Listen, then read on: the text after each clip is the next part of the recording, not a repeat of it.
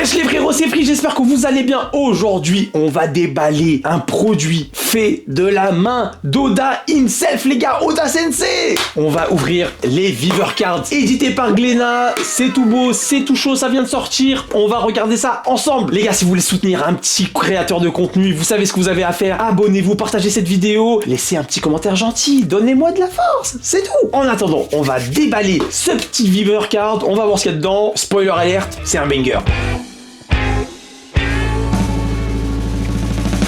Les Viver Cards, les gars, c'est en gros un petit classeur dans lequel on va devoir y mettre des genres de cartes, ce qu'ils appellent des Viver Cards, des genres de cartes, et faire sa petite collection. Il y en a 64 en tout qu'on va devoir caler dans ce petit classeur. Ça sort au compte-gouttes de mois en mois. D'ailleurs, ils appellent ça booster, mais il n'y a aucune aléatoire dedans, hein. C'est une liste de fiches de personnages connues à l'avance. Vous n'allez pas drop une carte manga, c'est pas ça, les gars. Ça, c'est là-dedans que ça se passe, ça se joue. J'espère que j'en ai une là-dedans, dans cette petite collection-là. Les Viver Cards, les fiches de personnages, c'est juste l'équivalent de ce qu'il y a dans ces databooks. On a des personnages, la première fois qu'ils apparaissent, leur taille, leur poids, leur date de naissance, leur sexe, machin, leur signe astrologique, etc. Mais tout ça, on va le voir quand on va unboxer ce fameux booster. Mais sinon, je trouve que le design de ces classeurs, c'est vraiment cool, dessiné par Oda, manifestement. Et je trouve que ces classeurs vont très bien avec les boîtes de manga qu'ils avaient fait avec les petits coffrets. Bah d'ailleurs, allez, venez avec moi, vous allez voir pour une fois, je vais vous montrer l'envers du décor. Voici les fameux coffrets, et ben je trouve que l'ADA va plutôt bien avec ces classeurs. Si vous finissez les coffrets,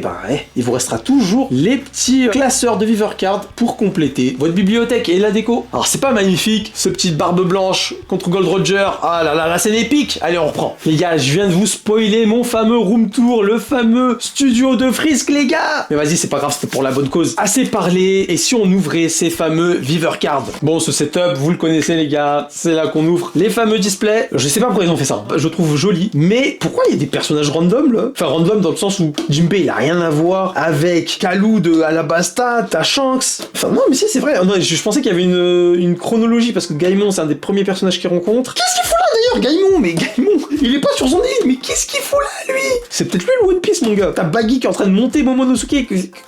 Quoi? Jinbei, Cavendish, on a le lot, et derrière, t'as carrément Katakuri, puis Nekomamushi. En fait, les personnages, j'ai pas trop compris. Ce mélange de personnages où il y a un peu de tout, peut-être parce que ils vont tous apparaître dans ce classeur, je l'espère, parce que sinon je vais bugger.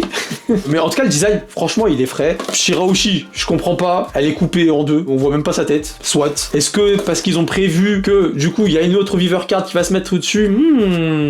Je vous vois venir, Glénat, c'est peut-être ça le plan, hein. Et donc, potentiellement, on aura le reste de Shirahoshi. Je sais pas, dites-moi tout, vous savez toujours mieux que moi en commentaire, dites-moi tout.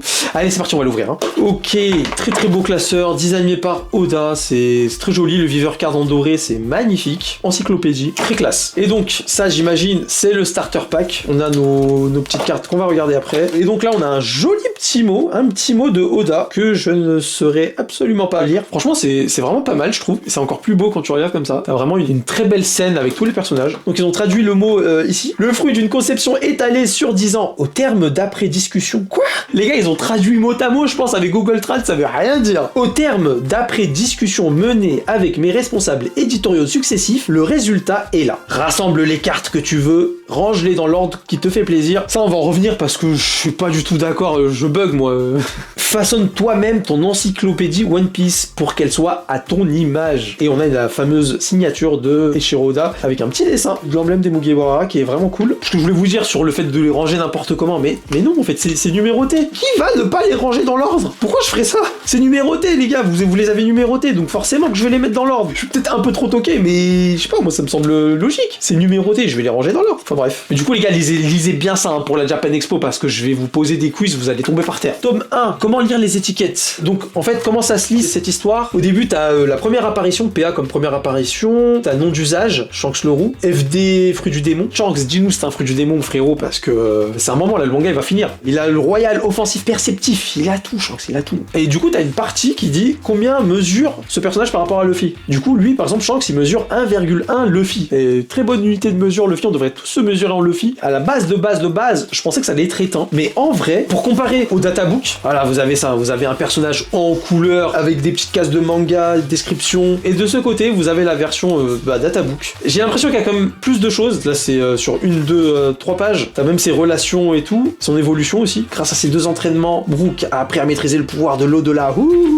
Il y a peut-être un peu plus d'infos. Est-ce que c'est moins exhaustif? Est-ce que c'est des infos vraiment hors sujet? Je sais pas. Mais ça a l'air. Hein. C'est vraiment beaucoup plus agréable que de lire un databook. Par exemple, je sais pas si ça spoil. Est-ce que Gold Roger, ça s'arrête où en fait? Bah, j'ai l'impression que c'est plutôt à jour. Hein. On voit quand il discute avec Barbe Blanche, l'homme qui a dominé Grand Line et qui s'est procuré tout ce que le monde pouvait offrir. Ah ouais, t'as même des petites infos. Ce chapeau de paille qui ressemble à celui de Luffy renfermerait-il des secrets? Ce qu'il faut savoir sur les vivres cards, en tout cas au Japon, c'est vraiment fait de la main de Oda et donc c'est canon et c'est surtout des infos sur lesquelles on peut se baser, on peut s'asseoir dessus. C'est vraiment très très bon, c'est très très solide. Et donc du coup là, le chapeau, est-ce qu'il y aurait un secret? Bah je sais pas, c'est à toi de nous le dire mon frère. Et bah écoutez, on va commencer à en mettre. Hein. Ça s'arrache super bien. Ça sera moi le roi des pirates, fruit du gum gum, Luffy au chapeau. Bah tu vois là par exemple, on voit que c'est pas forcément à jour sur les derniers arcs parce que bah le fruit du gum gum, ça parle pas du Gear 5 ou quoi. C'est pas forcément à jour. Donc il est relativement spoil free quoi. Enfin les gars, si vous avez pas vu One Piece les 5 dernières années, n'achetez rien. Oh ouais, le classeur il est allé à la salle ou quoi? Le classeur il est solide les gars. Bah du coup, hop. Ça se met comme ça, comme à l'école. Putain, ça fait tellement longtemps que j'ai pas fait ça. Et voilà. Je vais pas le refermer parce que je crois que j'ai pas assez de muscles pour le réouvrir. 01, ma carte. Ah ouais, carrément, il y a une carte, les gars, où c'est vous. Tu fais ton portrait et tu mets ton fruit du démon. Si t'en as un, tu parles de ton équipage et tu racontes ton histoire. Les gars, il y en a, les histoires doivent être très courtes, hein. Y a pas grand chose à raconter. Le classeur coûte 10 € et vous avez cette extension qui coûte 5 balles et t'as ton petit booster de 16 personnages. Franchement, ça va, c'est cool. Ça fait un petit objet à collectionner en plus. Et donc, on a ce fameux Golemon de Usopp. Et vous voyez que du coup ça spoil absolument pas parce que ça parle même pas de son acquis, donc c'est vraiment le Usopp Prime, le Usopp clochard du début de l'animé. Vous avez remarqué que je l'aime bien Usopp. Hein. Bon les frérots, c'était un plaisir de faire une unboxing, ça fait très longtemps sur la chaîne, je suis très content. Je trouve que c'est pas très cher, que c'est joli, que ça fait un petit objet à collectionner en plus. On dit jamais non, on est des bons Yankees sur cette chaîne. Et écoutez, on va voir ça, on va continuer à accumuler les cartes au fil des mois. Je vous ferai un petit unboxing par mois, du coup ça fait un truc en plus à faire à tourner. Et en attendant les gars, restez connectés, salut à tous, c'était Frisk, salut les Nakama.